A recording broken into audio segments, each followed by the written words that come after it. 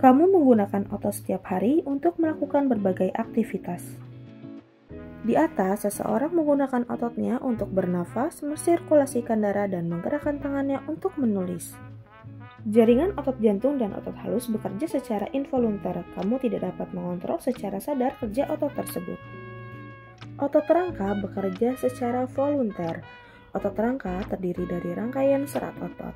Serat otot merupakan sel silinder panjang yang mengandung beberapa nukleus. Otot akan berkontraksi atau berelaksasi ketika mereka menerima sinyal dari sistem saraf. Sinaps merupakan tempat untuk pertukaran sinyal, di mana bohlam sinaptik dan terminal akson dan serat otot terhubung. Serat otot tersusun dari banyak miofibril. Miofibril tersusun dari unit kontraktil yang disebut dengan sarkomer. Sarkomer berjalan berdampingan satu sama lain di sepanjang miofibril. Setiap sarkomer mengandung filamen protein tebal dan tipis yang membuat otot rangka terlihat luring. Otot berkontraksi ketika filamen ini meluncur satu sama lain. Filamen yang tebal adalah miosin yang tersambung pada pusat sarkomer yang disebut dengan garis M. Filamen tipis terdiri dari protein aktin yang terhubung dengan garis Z yang berada pada bagian terluar dari sarkomer. Karena filamen aktin terhubung dengan garis Z, sarkomer memendek dari dua sisi ketika filamen aktin meluncur di sepanjang filamen miosin.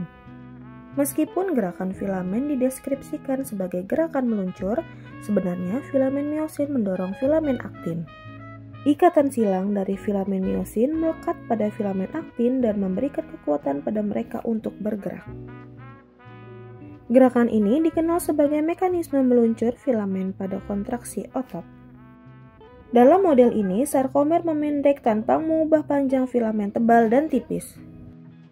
Kontraksi dimulai ketika ATP terhidrolisis menjadi ADP dan fosfat inorganik. Hal ini menyebabkan kepala miosin memanjang dan dapat melekat ke tempat mengikat aktin membentuk ikatan silang. Sebuah gerakan yang disebut power stroke terpicu menyebabkan miosin mendorong filamen aktin menuju garis M sehingga sarkomer memendek. ADP dan fosfat inorganik dilepaskan selama power stroke. Miosin tetap melekat pada aktin sampai molekul baru ATP mengikat, sehingga membebaskan miosin untuk menjalankan ke siklus dan kontraksi lainnya. Atau miosin tetap melekat yang menyebabkan otot berelaksasi. Kontraksi otot dikontrol oleh kalsium. Filamen aktin akan terasosiasi dengan protein regulator yang disebut dengan troponin dan tropomyosin. Ketika otot dalam keadaan rileks, tropomyosin memblok tempat ikatan silang pada aktin. Ketika ion kalsium cukup tinggi dan terdapat ATP, ion kalsium berikatan dengan troponin yang menggeserkan tropomyosin, membuka tempat pengikatan miosin pada aktin. Hal ini membuat miosin melekat pada tempat mengikat di aktin membentuk ikatan silang. Ion kalsium tersimpan dalam retikulum sarkoplasma dan dikeluarkan sebagai respon terhadap sinyal dari sistem saraf. Molekul neurotransmitter dilepaskan dari neuron dan berikatan dengan reseptor yang mendepolarisasi membran ke serat otot. Impuls listrik bergerak turun ke tubul T, membuka pasokan kalsium. Ion kalsium menuju miofibril di mana mereka memicu kontraksi otot. Ketika aktin dan miosin meluncur satu sama lain, seluruh sarkomer memendek, di mana garis Z akan berada dekat dengan garis M. Ketika sarkomer dalam miofibril kontraksi, seluruh serat otot akan memendek.